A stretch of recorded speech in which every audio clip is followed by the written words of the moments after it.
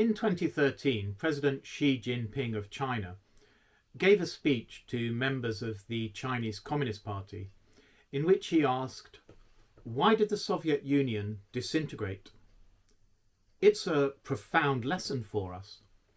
Xi was telling his party members that they need to study the lessons of history, to study the patterns of history, and learn from them so that they don't collapse and get booted out of power the same way as happened to the Communist Party in the Soviet Union.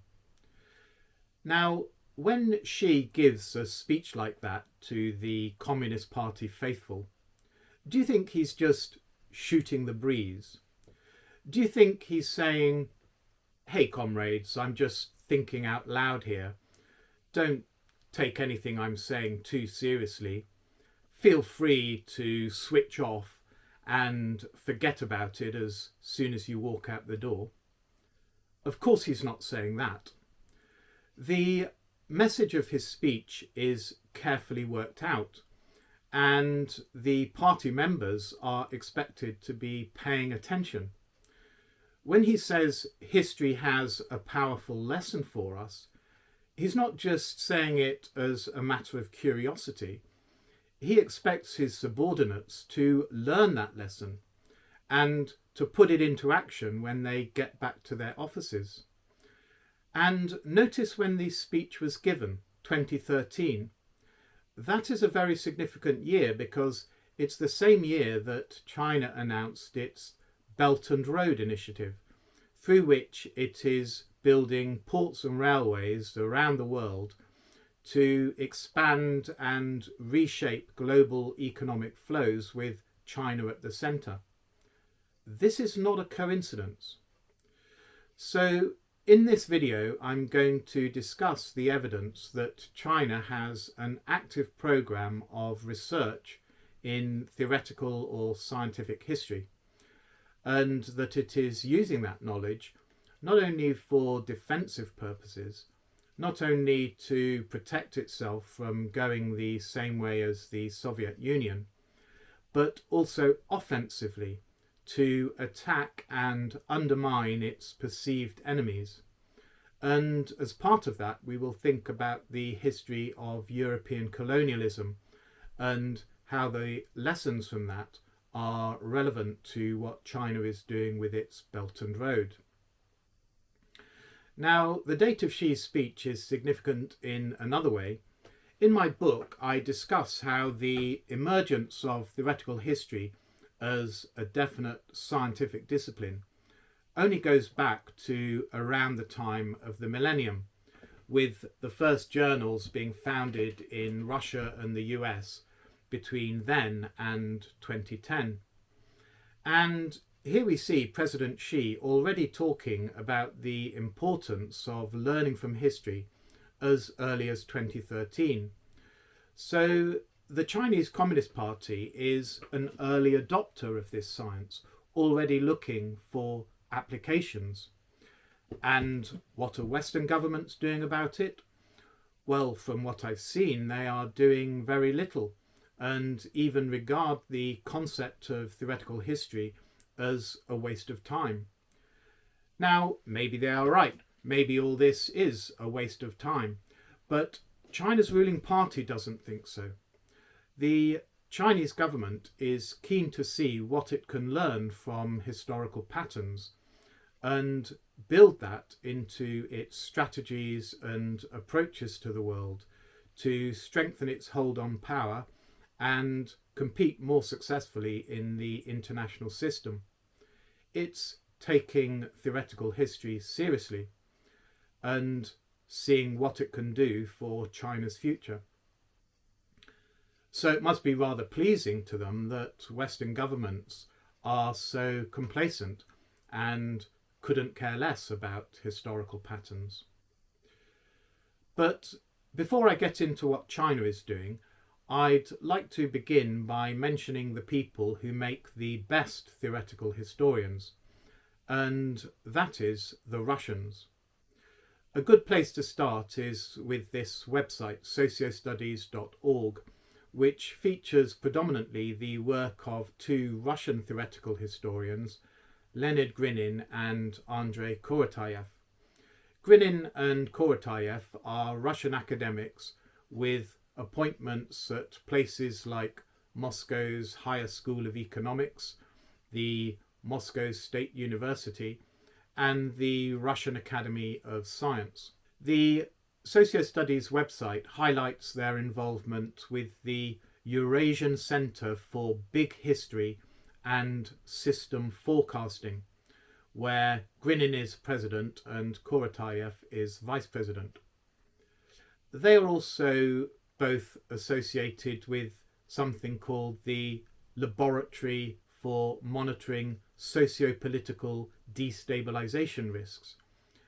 This is from their brief bios in a book they recently edited called Handbook of Revolutions in the 21st Century. So do you get that? Big history, historical patterns, and using that to make forecasts and an interest in socio-political destabilisation. Now, I'm not trying to suggest there is anything sinister here. I've interacted with them and they are two of the nicest people you'd want to meet. To me, they are geniuses. And if you have my book, you'll see they have worked on a whole variety of things to do with theoretical history, and I quote them all over the place. Among many other things, they are interested in socio-political destabilisation, and so are Western governments. Instability in other countries can cause economic disruptions. It can require the dispatch of peacekeeping forces. It can give a safe haven to terrorist groups who then carry out attacks on Western interests.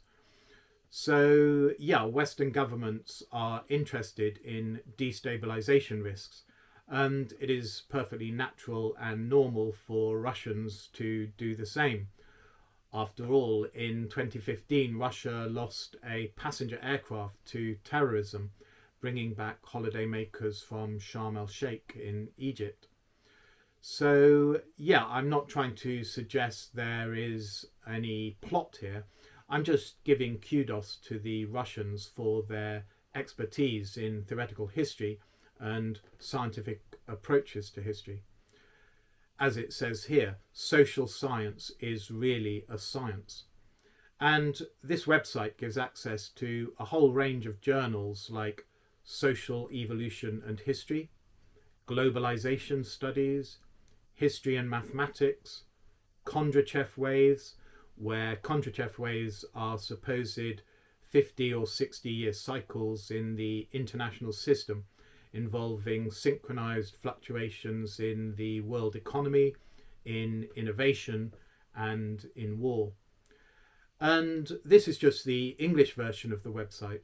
On the Russian side, there is another set of journals and other resources for theoretical history.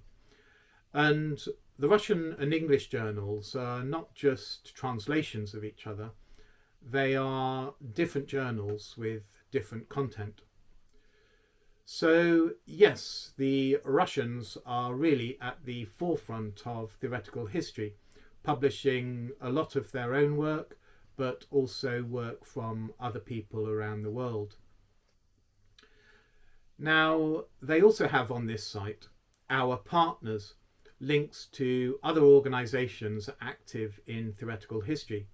And these are all Russian initiatives, except for this one, Cliodynamics, the Journal of Theoretical and Mathematical History, which is an initiative of the University of California. And this journal was founded by Peter Turchin, whose book Historical Dynamics in 2003 was one of the things that kick-started the modern scientific approach to history.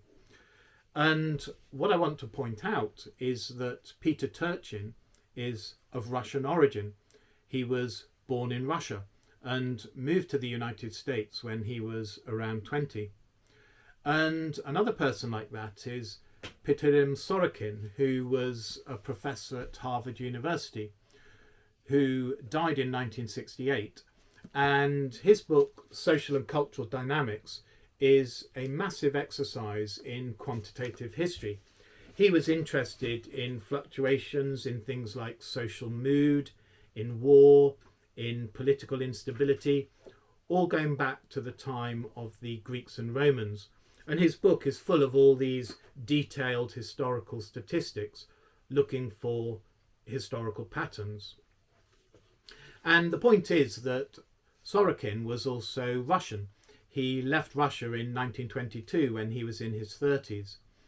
And another person I'd like to mention is Nicholas Rashevsky, who was a professor at the University of Chicago, who wrote a paper outline of a mathematical approach to history in 1953, and in 1968 a book called Looking at History Through Mathematics. And of course the clue is in the name, Rashevsky, another Russian, or strictly Ukrainian, though at that time Ukraine was part of the Russian Empire. So yes, the US has a tradition of theoretical history, but when you look into the people involved, they turn out to be Russians. And I'd like to say that it's not just that Russians are theoretical historians, but they are incredibly prolific. This is just the abridged version of Sorokin's book, and the original is in 4 volumes. And Turchin, Grinin and Korotayev have not only each written hundreds and hundreds of articles, books and reports, but they have also taken a leading role in making theoretical history an active discipline by setting up journals and editing books and organising conferences. And this Russian penchant for theoretical history goes back some way, because Leo Tolstoy finishes his War and Peace with a long essay in which he presents his own theory of history, arguing that history unfolds according to its own logic and is not just the random deeds of people in power. And the idea of scientific history is also found in the Foundation series of Isaac Asimov, where the character Harry Seldon has come up with the psycho-historical equations that describe the unfolding of history and can be used to steer galactic civilization out of a dark age and build a new empire. And Asimov was Russian, born in Russia, moving to America when he was just 3. And you might ask, what is the explanation for this Russian prowess in theoretical history? Well, I don't know for sure, but I tend to think it is related to the fact that Russian history is a little bit tragic, and Russians find themselves looking for answers, trying to understand their difficulties and their destiny. For example, Sorokin was imprisoned during the Russian Revolution and at one point sentenced to death. And the violence of the revolution was probably traumatizing.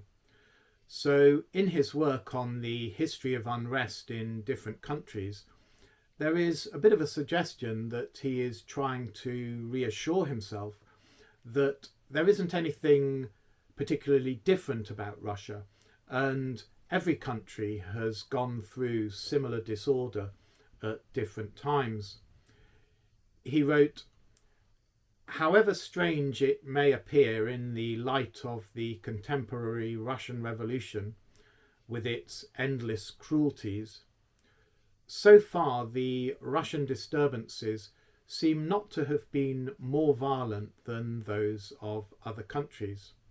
And Russia was for a long time under the rule of the Golden Horde, founded by a descendant of Genghis Khan, only obtaining its freedom in 1480 when it fought its way to become an independent state and later a mighty empire. So Russians may be interested for this reason in how nations and empires come into being. And then in some ways Russia seems to be part of European civilization, But then again, it isn't. And neither Europeans nor Russians are completely sure about this. And perhaps it seems particularly as though Europe gives Russia the cold shoulder, while Russia also seems always to be playing catch up in terms of industrialization and political reform. And in the 19th century, Nikolai Danilevsky wrote the book Russia and Europe, in which he argued that Russia is not like a backward member of European civilization, but is a separate civilization in its own right. And it just got started later, so Russia's greatness lies in the future when Europe will be in decline, which is not only a reassuring message for Russians, but also an important theoretical argument about the nature and life cycle of civilizations, which was then built on in the 20th century by Oswald Spengler and Arnold Toynbee.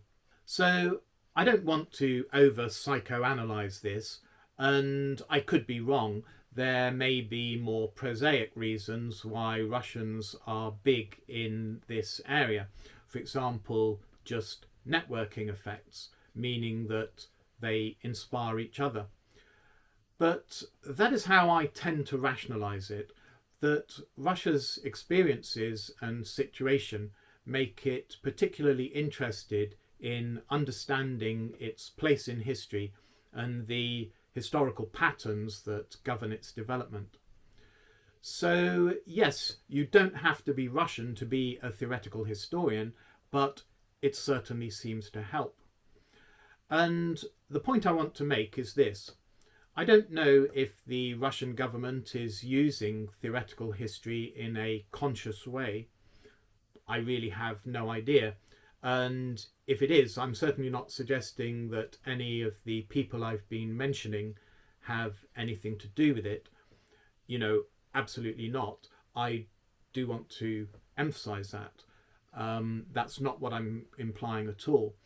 But what I am saying is that if the Russian government is using historical patterns or mathematical theories of history to pursue its geopolitical goals, then surely it definitely has the necessary skills. Because look, in the last couple of decades, people have been talking about the concept of hybrid war, or some people have been introducing other terms for the same basic concept, like next generation warfare, or the grey zone, conflict in the grey zone, meaning neither peaceful friendly relations nor an open declaration of war, but the in-between zone. And there may be other terms, but with hybrid war, or whatever we call it, we're talking about ways of attacking an enemy without using bullets and high explosive, and possibly without declaring war at all. One possibility is in cyberspace, with computer viruses, ransomware, wiping out data, causing your enemy a lot of inconvenience without them necessarily being able to tell who is responsible, whether it was an enemy government or just cyber criminals. And in 2023, for example, the British Library was attacked by Reseda, believed to be Russian hackers who locked out its systems and dumped sensitive data online, from which it's taking months to get back to normal, as well as costing millions of pounds.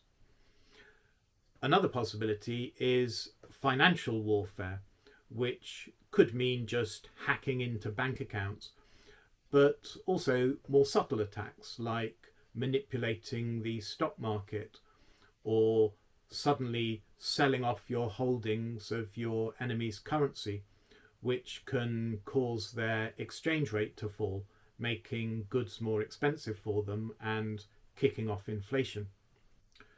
Russia and China have both been encouraging trading partners to use their own currencies rather than dollars as in the past, something that reduces the global demand for dollars and decreases its value.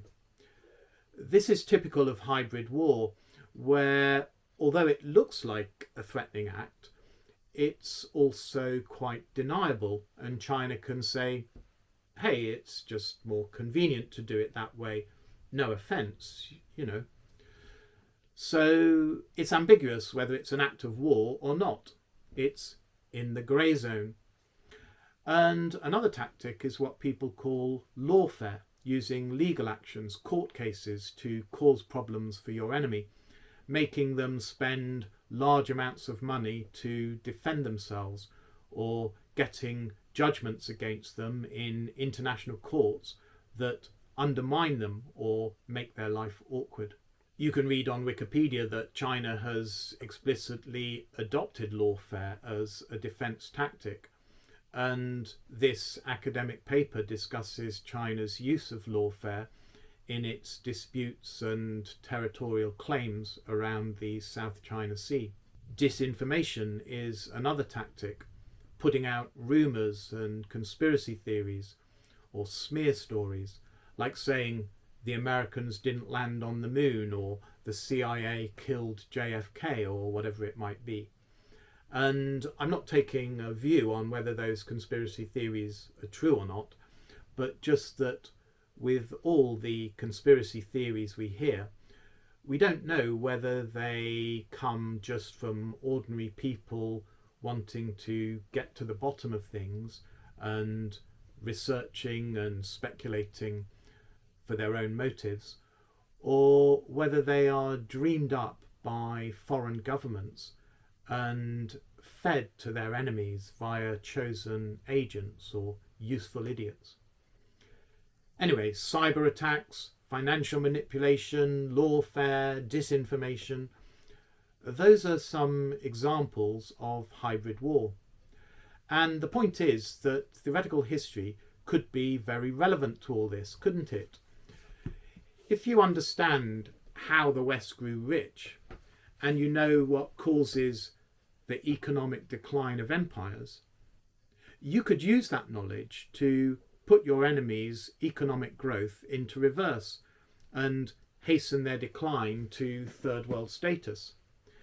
If Isaac Asimov's fictional Harry Seldon could use the psycho-historical equations to speed up the construction of a galactic empire, then maybe in the real world an up-and-coming world power today could use historical patterns to make sure of its own rise to the top. That's what President Xi thinks anyway. And he's got 10 years head start on us because he was talking about this back in 2013. So yeah, he told the communist cadres that they needed to think about the lessons from the fall of the Soviet Union. And he helped them out because he gave his own views on what those lessons were. There were 3 of them. The first was that the Soviet Union dismantled much of the political apparatus that once threaded through the military, ensuring the ideological commitment of the armed forces. He said that this was a mistake because it meant the military was no longer a direct tool of the Communist Party and became an independent institution, which in the end chose not to intervene and allowed the communist regime to collapse. Xi's second lesson was that when the Soviet Union was struggling to survive after the fall of the Berlin Wall in 1989, the Communist Party leadership proved to be a bunch of cowards. They didn't act like men, he said. They were weak, gutless.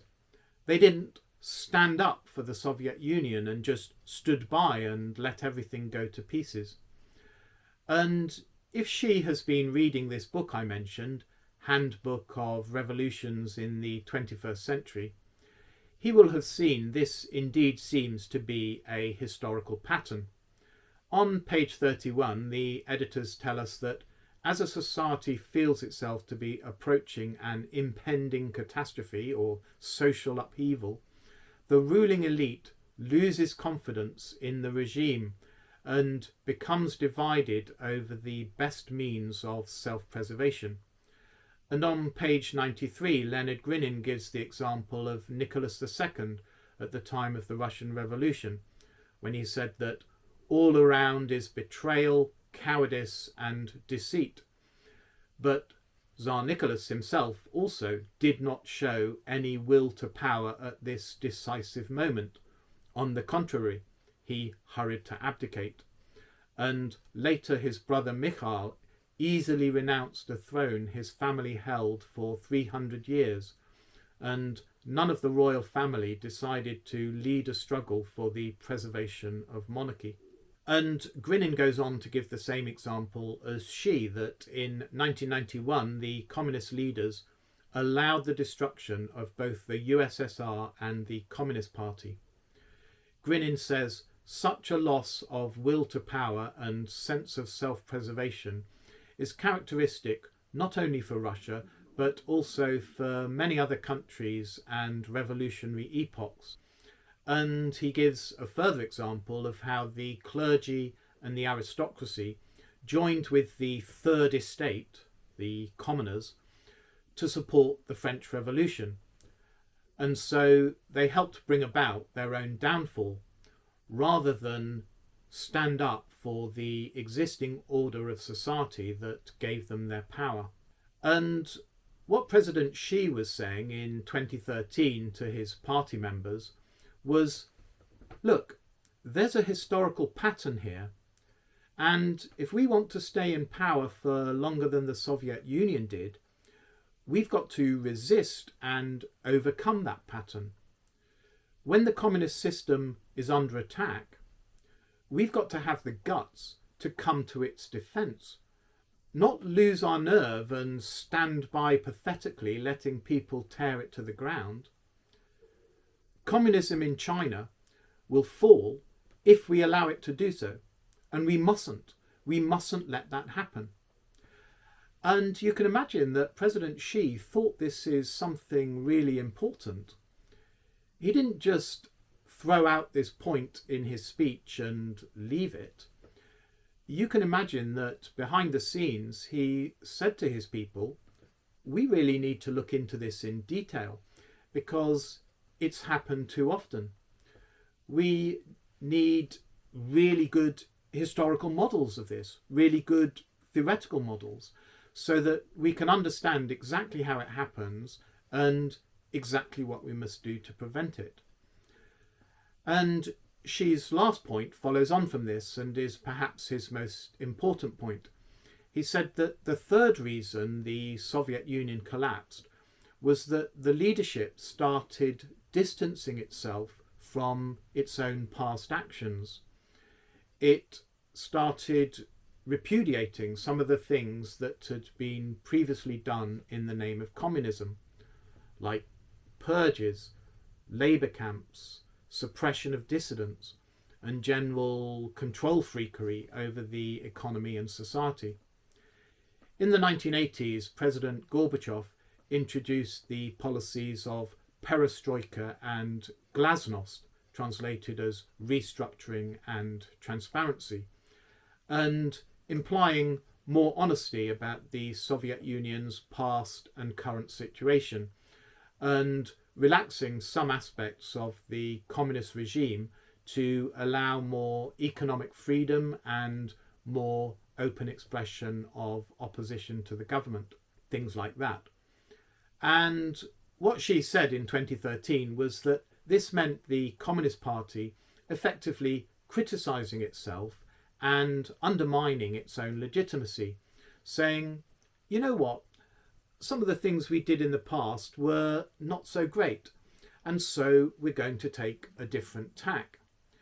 She called this historical nihilism.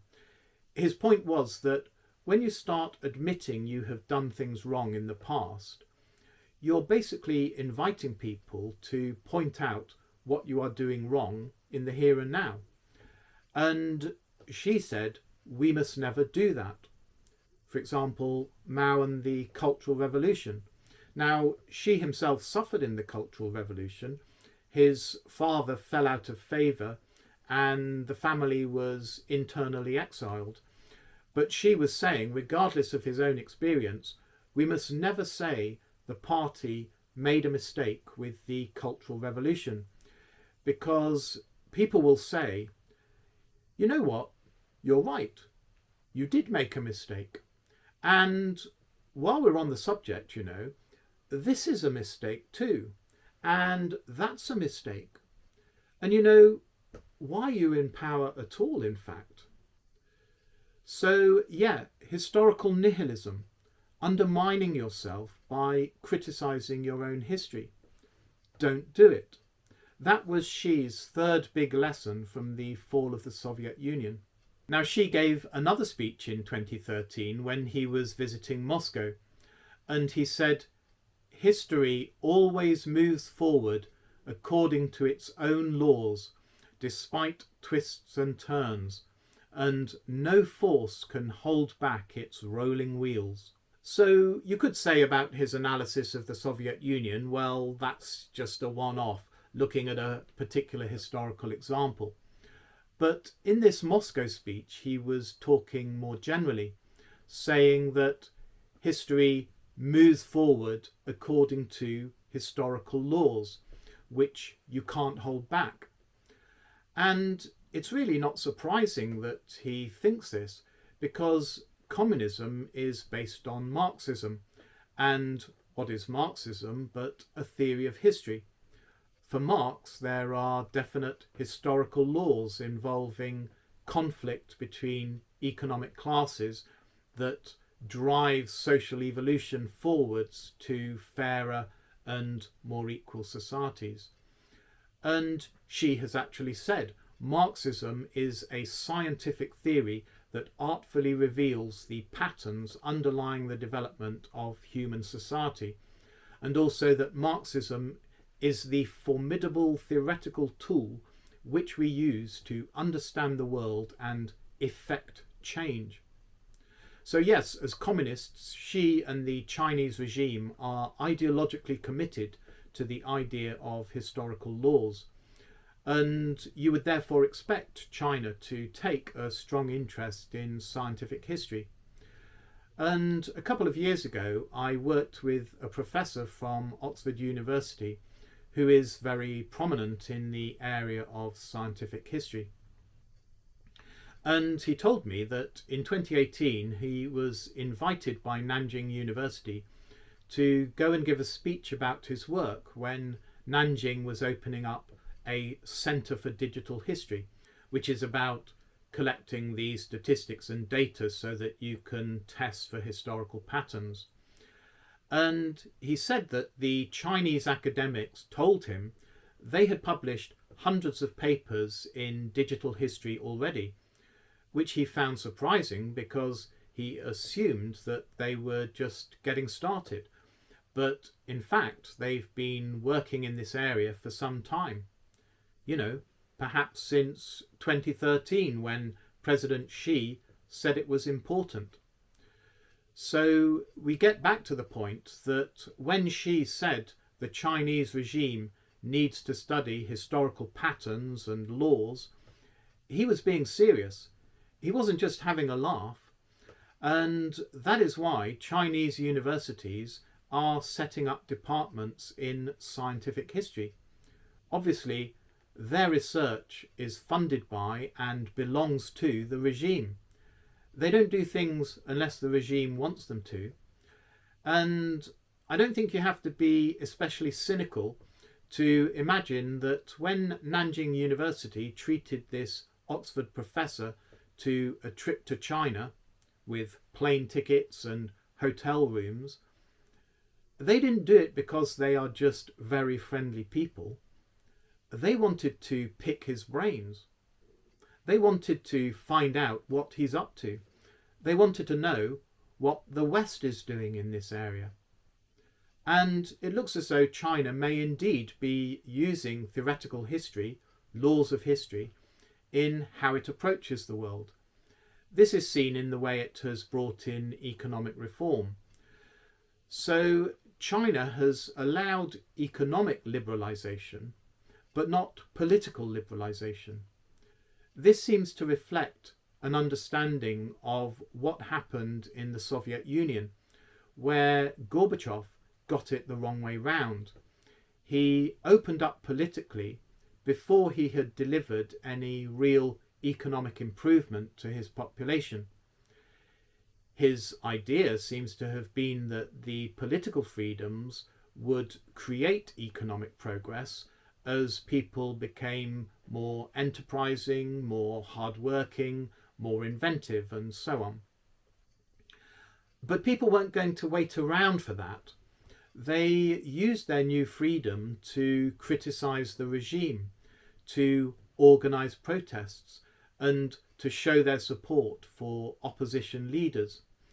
And from there, things went downhill because the communist regime couldn't crack down again without making things worse. So it came to seem weak and failing, and people believed more and more that it could and should be overthrown. And the Chinese are not going to make that mistake.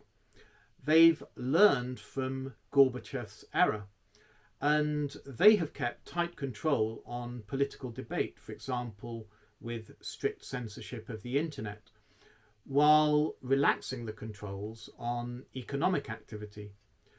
And again, if the Chinese have been looking at this book on revolutions, they will be aware that this seems to be a general historical principle, because one of the lessons coming out of it is that the revolutions of the 21st century have taken place in partial democracies, not full democracies where people can change their leaders in reasonably fair elections, and not autocracies, countries with no pretense at democracy, but partial democracies where there are the trappings of democracy, like elections and even some tolerated opposition parties, but in practice leaders and their ruling parties hold on to power for decade after decade through cronyism, corruption and electoral fraud.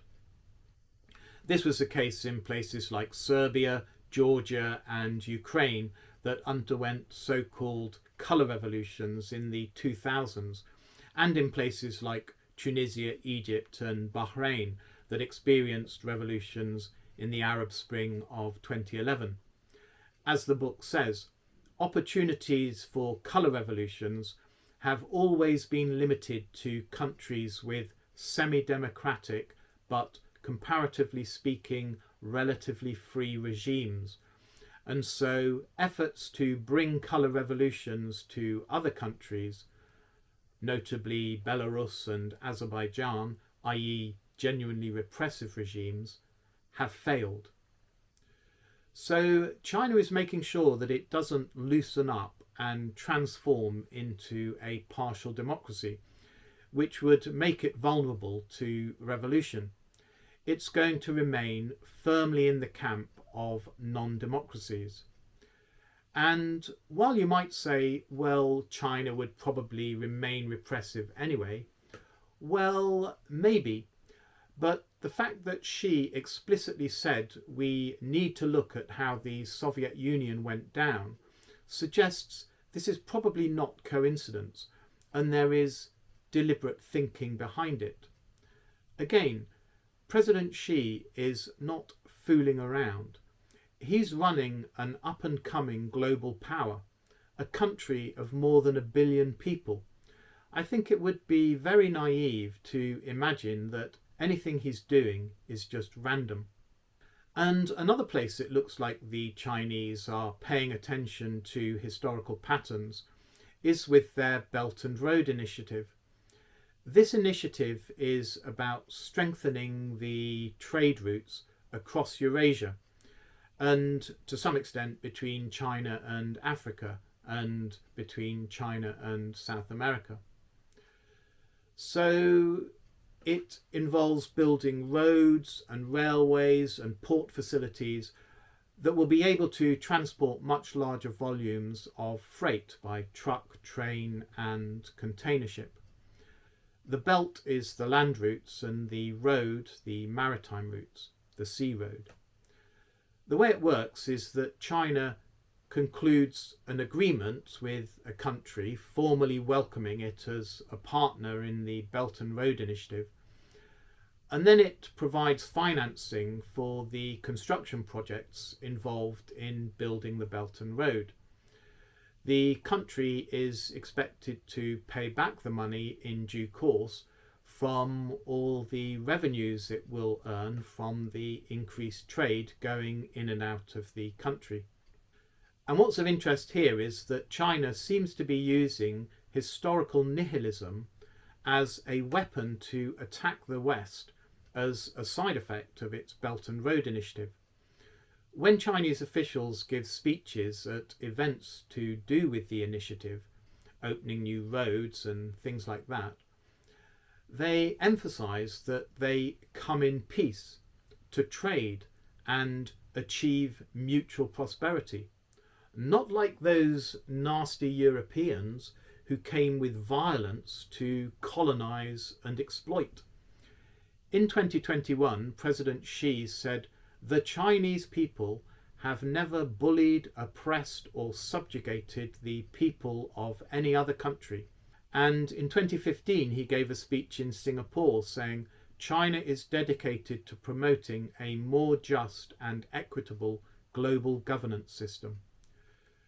China talks about Zheng He, an admiral in the time of the Ming Dynasty, who conducted a series of voyages around the China Seas and Indian Ocean, visiting places like Sri Lanka and South Africa.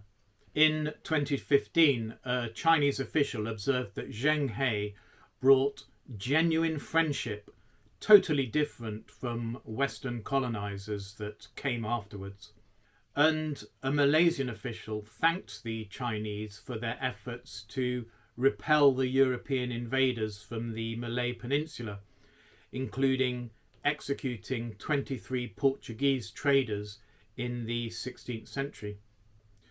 China also talks about the Silk Roads, and the Belt and Road Initiative has been referred to as the New Silk Roads, which gives the whole thing a romantic feel, conjuring up the image of peaceful traders with their camels and caravans, a completely benign initiative and certainly not some kind of Chinese plan for global domination, certainly not a new form of colonialism. In his book Geocultural Power, Tim Winters says that the Belt and Road Initiative is presented as a sign of resilience and renaissance, involving a shared effort by the peoples of former European colonies in Asia to reclaim dignity and sovereignty after histories of humiliation. While the West is talking about the inevitable clash of civilizations in this famous book by Samuel Huntington, President Xi is talking about how we need to encourage different civilizations to respect each other and live together in harmony. Tim Winters gives the example of a speech by a Chinese diplomat in South Africa in 2007. Although this is before the Belt and Road, it conveys the message that China is pushing to this day. Quote, "For more than 100 years in China's modern history, the Chinese people were subjected to colonial aggression and oppression by foreign powers, and went through similar suffering and agony that the majority of African countries endured. From the mid-19th century to the mid-20th century, the Chinese people launched a heroic struggle to fight colonial aggression and foreign oppression, achieve independence and liberation, and build a new China of the Chinese people. because of the sufferings they experienced and the struggle they launched, something they will never forget. The Chinese people are most strongly opposed to colonialism, oppression, and slavery of all manifestations. Yeah, the Chinese will never forget what the Europeans did. And they probably believe that, as people say, revenge is a dish best served cold. Anyway, it seems they are using the idea of historical nihilism, based on their understanding of historical patterns, to undermine the legitimacy of the West and of the existing world order that the West has built over recent centuries. I'd like to give a few more quotes from Tim Winter's book on how China is learning to project power by cultural means, also referred to as soft power. He quotes the Chinese foreign minister saying that for countries to live in peace, they need to respect history and draw lessons from it. And he says his book argues that we are seeing the past being used as a mechanism of great power diplomacy. And he says that the notion of history wars has become familiar in accounting for the competing claims that states and other groups forcibly make over the past. So when American and Chinese officials met at a summit in Alaska in 2021, the Chinese delegation accused the US of oppressing other countries and said that black Americans are being slaughtered. This was how the Chinese exploited the West's own historical nihilism. As we know, the US, like the West in general, is agonizing about its history of racism and the alleged racism in things like police shootings of black suspects. And the Chinese recognized the pattern of historical nihilism by regimes in decline, and they saw how they could use it.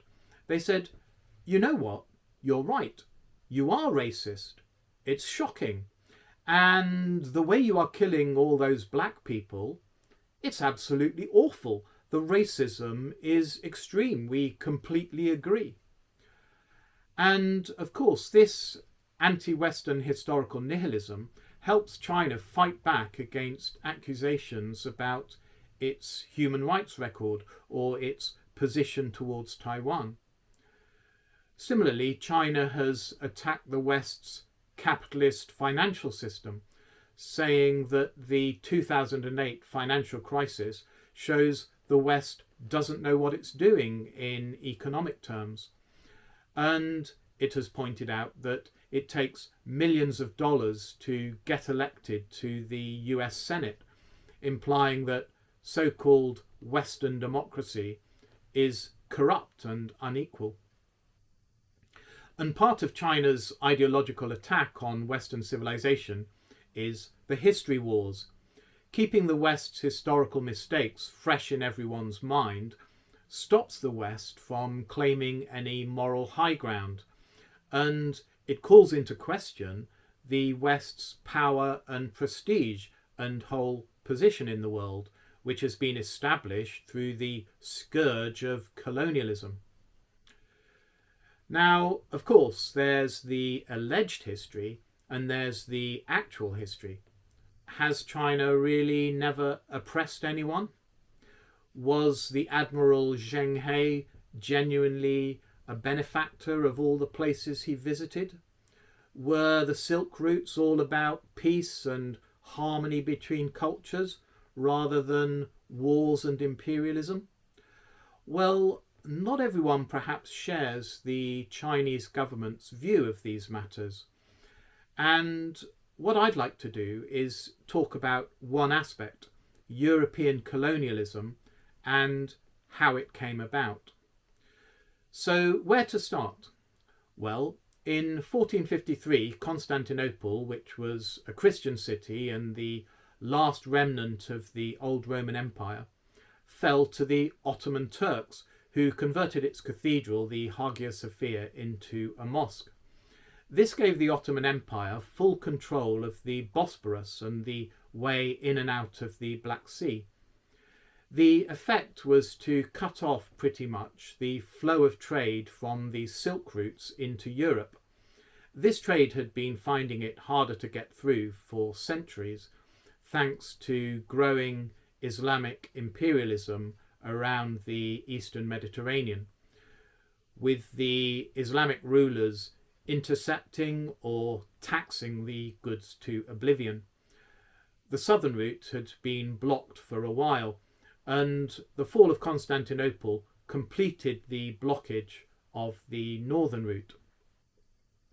There was one route to the Far East still open, which was the maritime route, across the Indian Ocean, up the Red Sea to Egypt, and from there into the Mediterranean.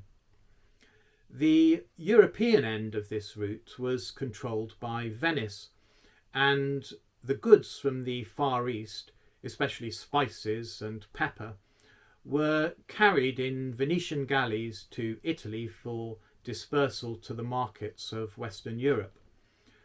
The blockage of the land-based routes meant, of course, that Eastern goods were scarce, and so prices were sky high.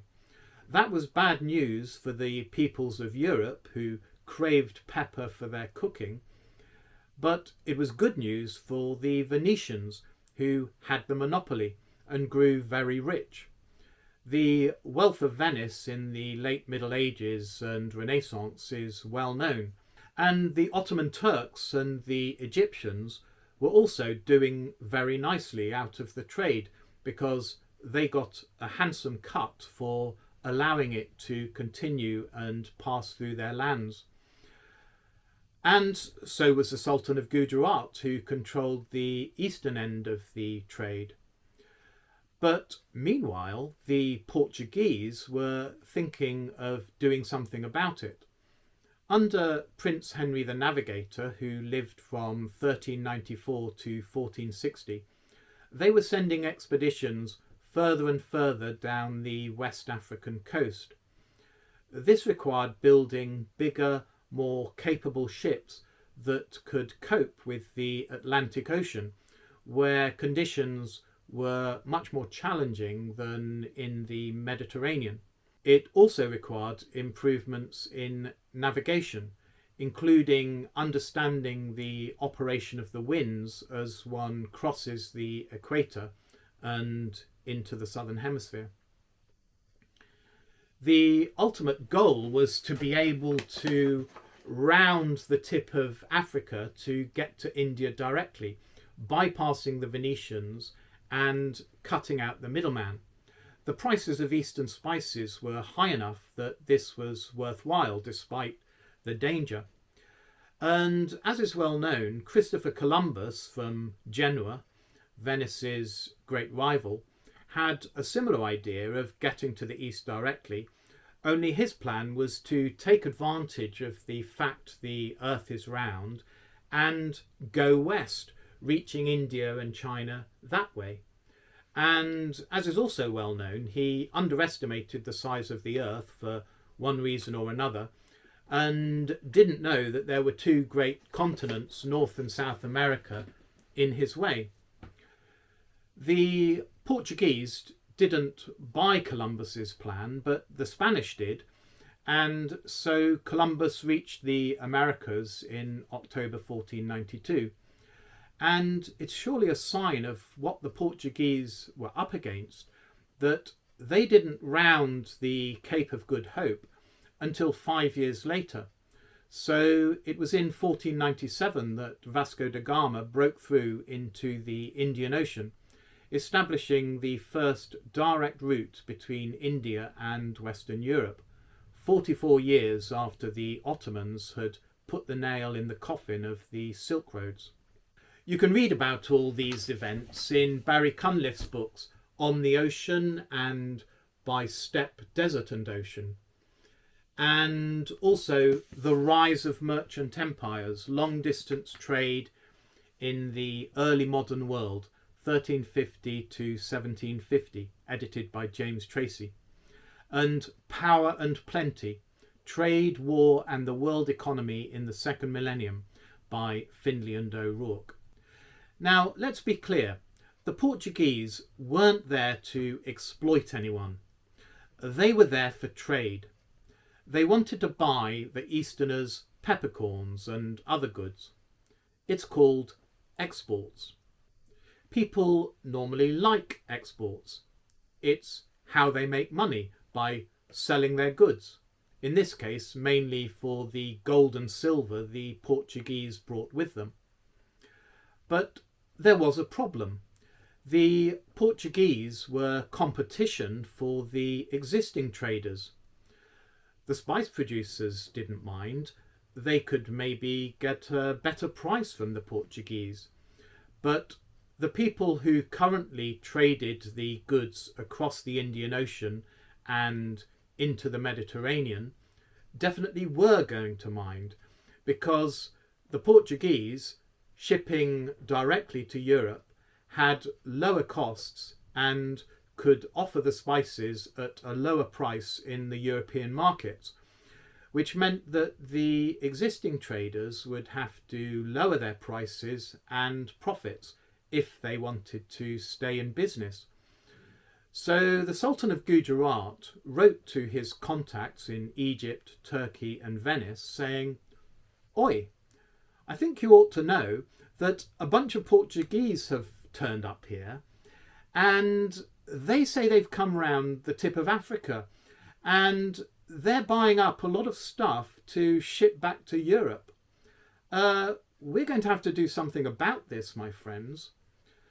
So the Portuguese very soon found themselves being attacked by Muslim raiders trying to sink their ships and steal their goods and put them out of business, basically so that the monopolists could keep up their inflated prices and gouge the European housewives who wanted to add a little extra flavour to their meals.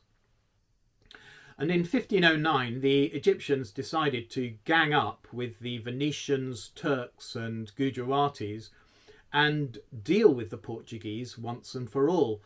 And they got together a fleet to attack the Portuguese at what became the naval Battle of Diu in northwest India. Well, the Egyptian side was using Venetian galleys, which were designed for the Mediterranean Sea, and they were out of their depth in the Indian Ocean, whereas the Portuguese had true ocean-going ships, and they were the world's master mariners who had cracked the problem of getting around Africa and back again, which was a feat in itself, involving the so-called Volta do Mar, which required sailing far out into the Atlantic Ocean in order to pick up the winds and currents that would carry a ship back to Europe. So, although the Portuguese were far from home and heavily outnumbered, they were the better force, and they won the battle. Now, the Egyptians' attitude there was a pretty typical one that's common throughout history. People who are making a comfortable living from some existing trade never like competition that's going to shake up their nice little earner. Microsoft surely didn't like it when Google Chrome came along and overtook Internet Explorer in the browser wars. But it's competition that drives innovation and reduces prices and ultimately improves standards of living for ordinary people. And anyway, the Egyptians and Gujaratis' bully boy tactics didn't work, but it did teach the Portuguese that if they were going to maintain their trade routes between India and Europe, they were going to have to be able to defend themselves. And meanwhile, as the Portuguese were making a roaring trade with their oceanic routes, they started to get competition of their own, first from the Dutch and then from the British and French over the next couple of centuries. Again, their motive was basically trade, not to build empires, but they quickly learned that they needed to be able to defend themselves, to provide their own security. You see, this was the time when India was ruled by the Mughal Empire. Now, the Mughals were a dynasty and people from Central Asia who had invaded India with the help of the Ottomans and established their rule over India. The Mughals were Muslims, so racially and religiously different from the majority Indian population. In around 1650, the Mughal Emperor Shah Jahan built the Taj Mahal.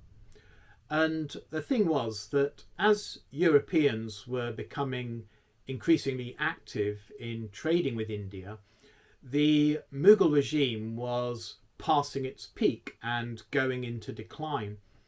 Various Indian princedoms and sultanates were defecting from the Mughal state and building their own empires on its territory.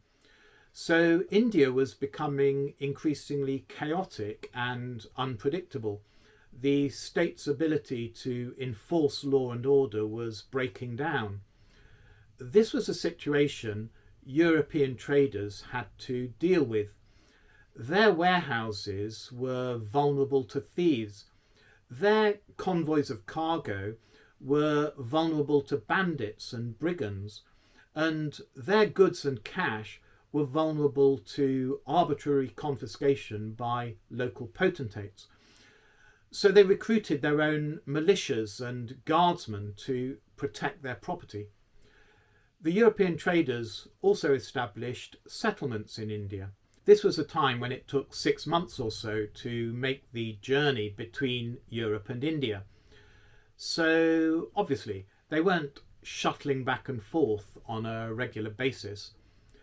Agents of the trading companies might go out for years at a time, and they established compounds and enclaves that might be guarded in a serious way with real soldiers and cannons, given the dodgy state of law and order.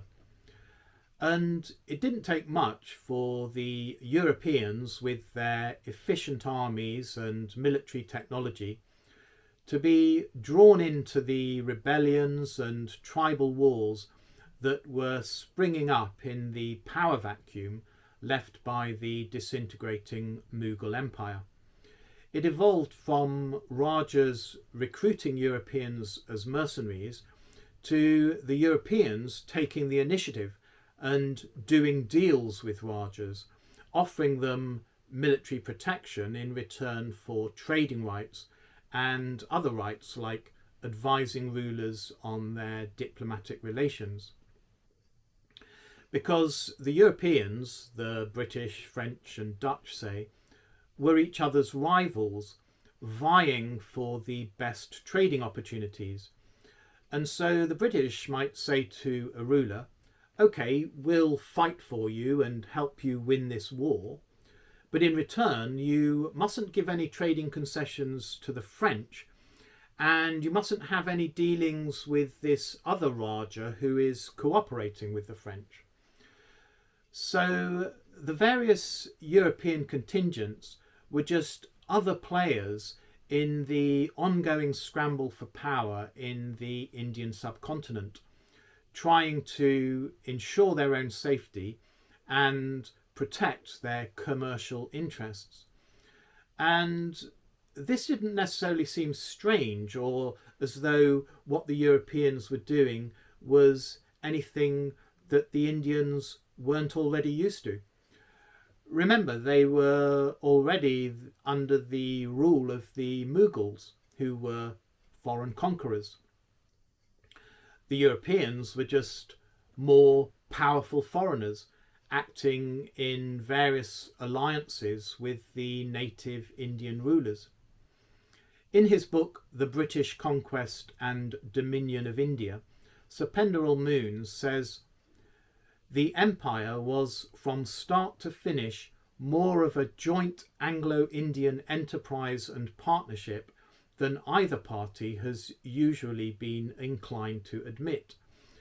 And he quotes a senior official of Britain's East India Company who said in 1795, "Our dominion of India has been established and is maintained by the natives themselves." Because, as Moon describes, the Indians helped the British in several ways. Firstly, by serving as British troops, and indeed the Gurkhas of Nepal remain a contingent of the British Army to this day. Also by making alliances with the British, and occasionally by using the British to claim the throne of some Rajadom. Moon says that while India had an ancient and distinguished culture, there was no sense of a unified nation. Even today, Article 1 of India's constitution describes India as a union of states. It is a combination of what were multiple independent principalities in those days. And most of those who ruled over the fragments of the disintegrating Mughal Empire were military adventurers of Turkish, Persian or Afghan origin. Their Indian subjects owed no particular loyalty to them, and to be ruled by the British or French was not really any more offensive than to be ruled by Turkish, Persian or Afghan. As Moon says, this was just the replacement of one set of foreign rulers by another, and was part of the normal order of things. India's vast village population was more or less indifferent to who occupied the seats of power. So in these ways, after originally coming for trade, basically just to buy cinnamon, nutmeg and peppercorns, the Europeans, and the British in particular, became more and more involved in the politics of the Indian subcontinent, starting with the motive of self-preservation and increasingly to protect the vast commercial networks they had built across India and beyond to Southeast Asia and China. And these were networks in which they had invested a lot of time and effort and a lot of money. And as the trade developed and as the Industrial Revolution was getting started in Europe, it was no longer just about buying spices and textiles from Indian producers, but also about selling European manufactured goods to Indian consumers. Because that is how trade works. I buy your stuff and you buy my stuff. And we're both better off, getting rid of things we have plenty of and obtaining things we don't have enough of. And the Europeans were also building roads and later railways. So yeah, they had a lot tied up in India. And in the absence of anyone else to do so, with the waning of Mughal power, they took it on themselves to supply law and order over a growing area of the subcontinent. So in the 1750s, the British and French were great rivals in India, looking to get the biggest share of Indian trade. And they were also at war off and on in Europe and in the Americas. And the British were building a fort at Calcutta in case of any clashes with the French. But the ruler of Bengal, or the Nawab, whose name was Siraj ud-Dawla, and who leaned more closely to the French, told the British to stop. He said he'd given them permission to have a settlement at Calcutta, but not a fort, and they needed to take it down. Well, the British disobeyed. They felt they needed a fort for their own protection, with the result that the Nawab sent his army to sack Calcutta and take the British garrison captive. And that night, the British were put into what is now known as the Black Hole of Calcutta, which was a dungeon designed to hold just a few prisoners, but in this case was packed, with the result that almost all of them died from the heat and lack of oxygen. Now, it seems this wasn't deliberately ordered by the Nawab, but nevertheless, as soon as they got to hear about it, the British sent an army to attack the Nawab and the French and get Calcutta back under British control. And the result was a British victory at the Battle of Plassey of 1757.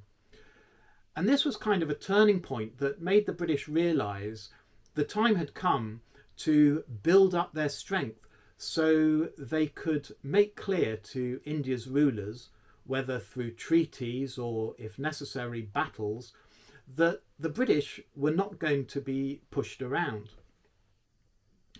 Now, 100 years after the Battle of Plassey in 1857, there came the Indian Mutiny. And these days, this is a political hot potato, even what to call it. So, without going into the rights and wrongs of it, the point is that from the British perspective at the time, this was what we might now call a genocidal attack on India's British population. Over 10% of the British were killed, and there were massacres of British civilians, including British women and children being butchered in cold blood. It was called a mutiny because it started with Indian soldiers rising up against their officers. In other words, a mutiny, like the mutiny on the Bounty. The British managed to put down the mutiny with the aid of the Sikhs and Gurkhas, and thanks to the fact that most Indians didn't care one way or the other. As Moon says, the empire was a joint Anglo Indian enterprise and partnership. But this was a scary time for the British in India. Things could have been much worse.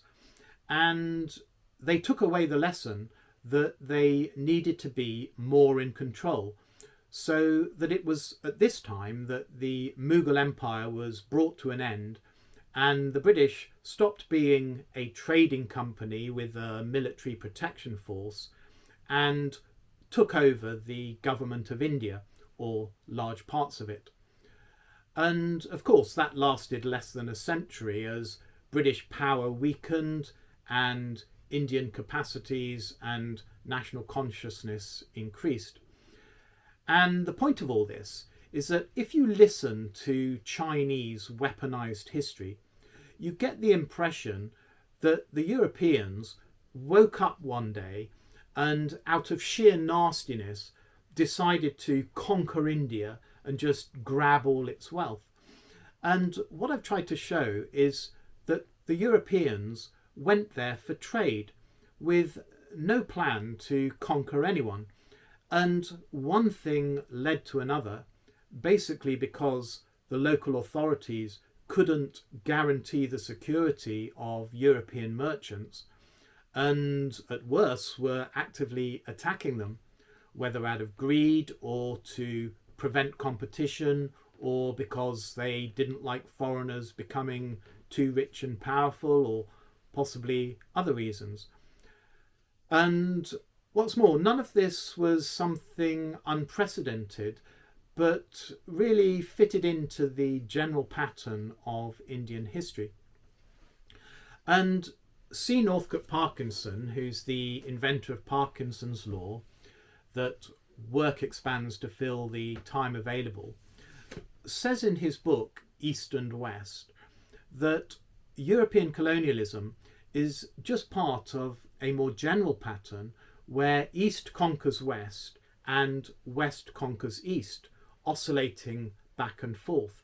Because if you go back in history, you have the Persians and the Arabs and the Mongols and the Ottomans penetrating from east to west, and the ancient Greeks and Alexander the Great and the Vikings and the Western Europeans penetrating from west to east. We can see this oscillation in a rough and ready way if we look at two Asian cities, Uruk in southern Iraq and Kandahar in Afghanistan, which is named after Alexander the Great, by the way, and see where they were ruled from over the millennia. And what we find is that indeed, sometimes they were ruled by empires coming from the east, and sometimes they were ruled by empires coming from the west. And Parkinson makes a few key points. The first is that the people who end up as conquerors start off poorer than the people they conquer. That's what motivates them to come east or west in the first place. So when the Europeans came to India, it was because India at that time was a richer, more advanced civilization. This was the society that was building the Taj Mahal, a piece of world heritage.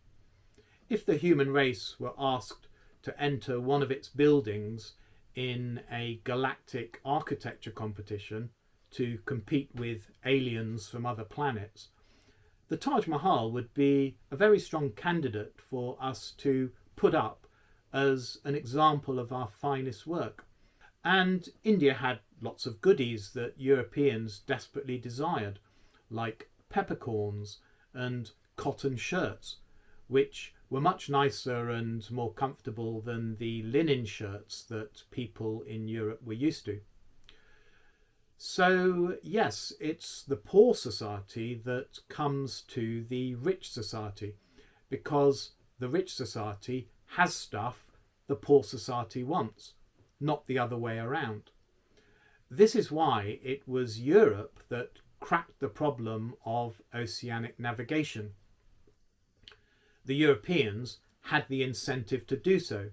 They really wanted to trade with India, whereas the Indians had no incentive.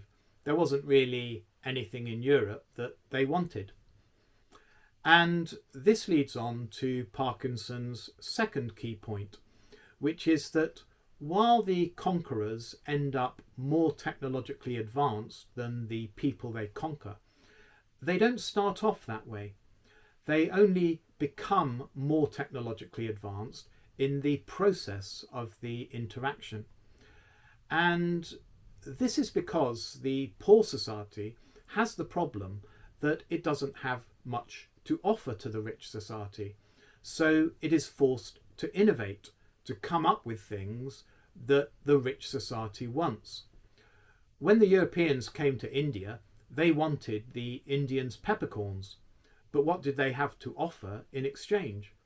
At first, only gold, but that wasn't sustainable. They needed to come up with actual goods that Indians would want to buy from them. And one of the things that happened was that through industrialization, the Europeans learned to make things the Indians were using more cheaply, and people will always buy things that are cheaper. So we learn that in the 17th century there was a massive growth in the import of cotton textiles from India to Europe, which was great for the Indian cotton producers who were making nice profits thanks to European demand for their goods. But it meant a massive outflow of cash for the Europeans, who had a motive to look around for a way to solve the problem of balance of trade. And through factory organisation, and particularly the steam engine, they learned how to produce cotton textiles cheaper than the Indians could, and started selling cotton back to India. And this was one of the things that bothered Gandhi and caused him to visit the Lancashire cotton factories, appealing for the British not to flood India with their cheap goods, putting Indian producers out of business. It's the same kind of complaint that people in the West have today. that all their manufacturing jobs are being exported to the East, which can produce things more cheaply and more efficiently. Well, yeah, but this is part of that East-West oscillation. The poor society innovates and becomes cheaper just so that it can compete and earn some revenue of its own. Else, eventually, it will run out of money, the trade will collapse, and everyone will be a loser. And then another thing that compels the poor society to innovate is for its own protection. As we know, the Portuguese were under attack practically from the moment they entered the Indian Ocean. Not surprisingly, they considered it important to make better cannons and firearms. And there is a link to trade, because guns were a desirable item that Indian rulers were prepared to pay for, which earned the Europeans more foreign exchange that way. So, to return to the abstract point, to interact successfully with the rich society, the poor society needs to innovate, which soon gives it technological superiority.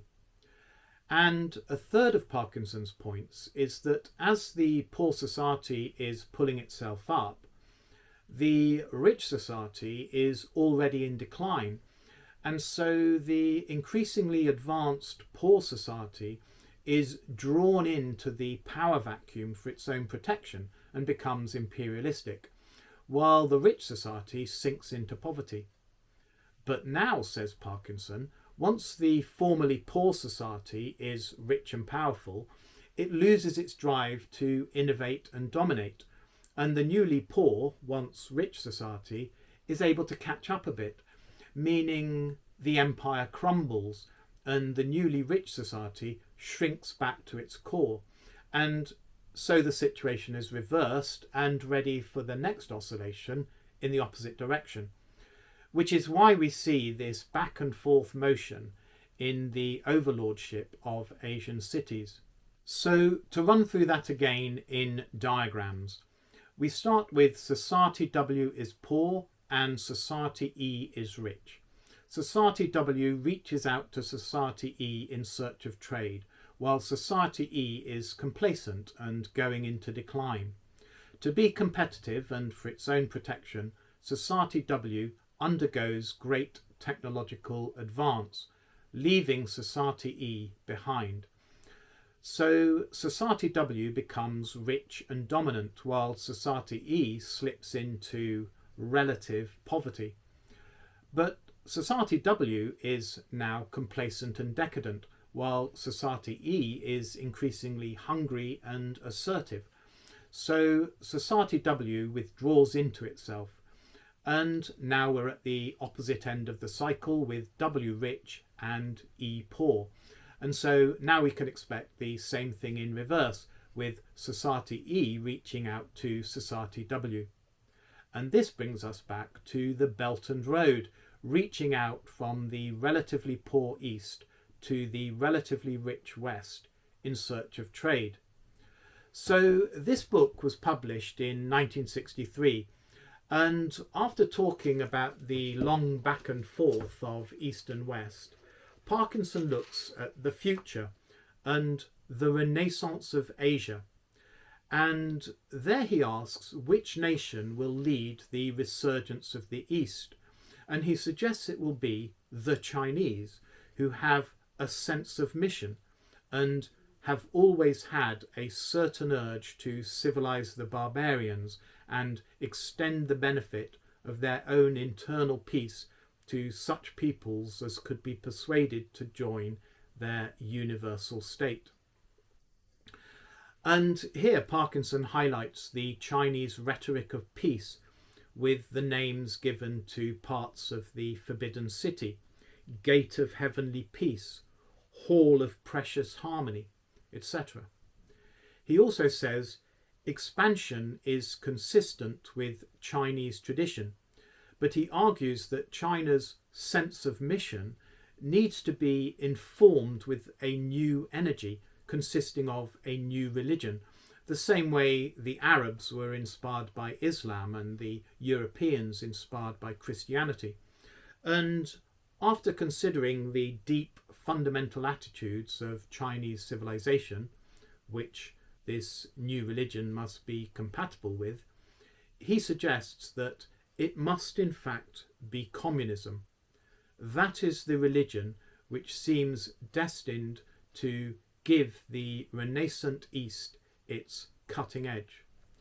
So in 1963, when China was in the bottom 15% of countries by income, Parkinson was predicting its coming expansionism under the leadership of the communists, with an emphasis on coming in peace. And sure enough, 50 years later, the head of the Chinese Communist Party announced the Belt and Road Initiative with precisely this rhetoric.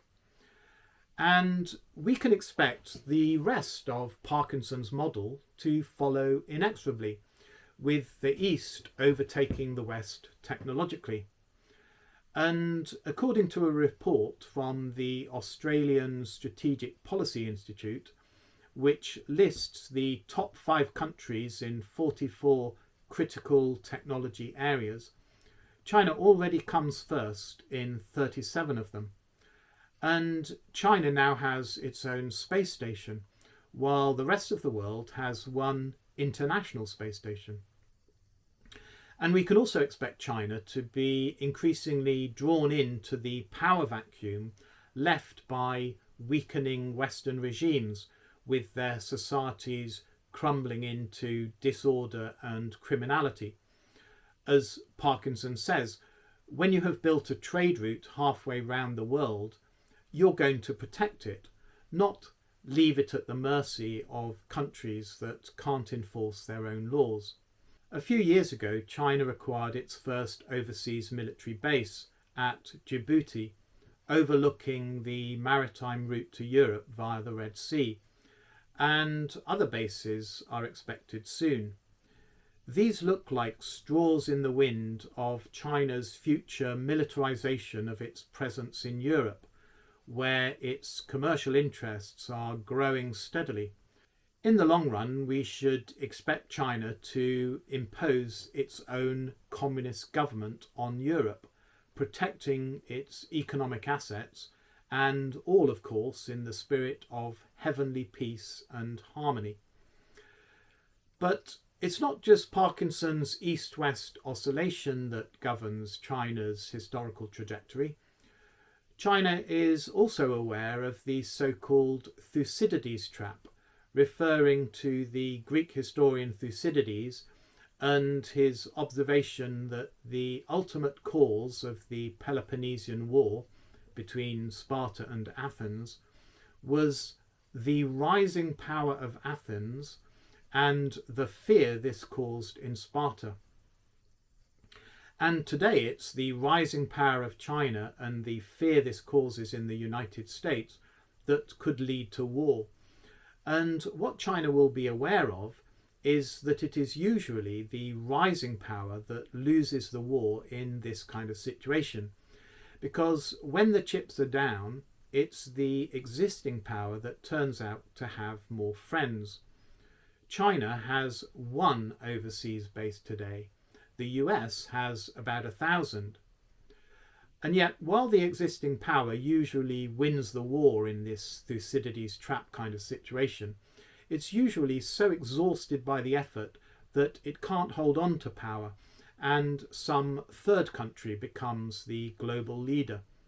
In his book, The Tyranny of Nations, Palak Patel suggests that will be India, for various reasons, including India's equally large population, more democratic society, and better access to the world's oceans. So if President Xi is paying attention to the patterns of history, as he says he isn't going to want to go down that route to a Thucydides-style war with the US and its allies. Now, the problem there is that China's growing economic and geopolitical strength is offensive to the US in and of itself. So China is either going to have to put the brakes on its own development so as not to frighten the Americans, or it is going to have to find a way of getting to number one without triggering the Thucydides trap. Well, I don't think China is going to cut back on its progress because, apart from anything else, the Communist Party has learned the other history lesson that it has to keep providing economic improvements to its population if it wants to remain in power. So China is probably looking for ways round the Thucydides trap. And one way to do that may be by artificially accelerating the West's decline. If Western society can be weakened, destroying the morale and military readiness of its population and fragmenting its alliances, it should be unable to prevent China's rise even if it wants to. And this brings us back to hybrid war. China does not want to provoke armed conflict. Sun Tzu's Art of War, China's Bible of military strategy. If you get to the point of actual fighting, you can consider you have failed. So the regime will be looking at the indirect, deniable methods of hybrid war. We've seen that China is probably using its understanding of historical nihilism to shame and delegitimise the West in diplomatic speeches to other countries. Could China be using historical nihilism to attack Western countries from within? Well, for a start, do Western countries exhibit historical nihilism, i.e. repudiation of their past behaviour and criticism of the present order that results from it? Well, unless you've been living under a stone for the last few years, you'll know that the answer is you bet they do. Western citizens are loudly criticising their society's record on slavery and colonialism and the long history of racism, while statues that commemorate historical heroes are being taken down. Is China responsible for this? I don't know, but it would make sense for them to encourage it. And look, here is the Confucius Institute at Lancaster University. The Confucius Institute is an initiative of the Chinese government to promote appreciation of Chinese culture around the world. In July 2022, this Confucius Institute was advertising a seminar on the subject of decolonization. And one of the speakers, described as a teaching assistant in decolonization, was going to talk about the challenges that might exist for black and minority ethnic students within Lancaster University. Now, I don't know what it all means, but with its focus on race and call for decolonization, it certainly looks like the kind of shaming of Western society and history that would constitute historical nihilism. And if China did want to weaken Western countries from within, it's not difficult to think of ways they could do so. Maybe launder money to social justice organisations, bribe or blackmail politicians, sponsor unmanageable mass migration, feed activists embarrassing or negative information about Western institutions and historical figures so that their reputations can be attacked, facilitate the flow of narcotics. As the diplomat quoted in Tim Winter's book said, the Chinese people will never forget, which probably includes the 19th century opium trade that caused China terrible social problems. So encouraging the flow of drugs into Western countries might seem like poetic justice. And then there's cyber attacks. the British Library is an archive of national literary culture.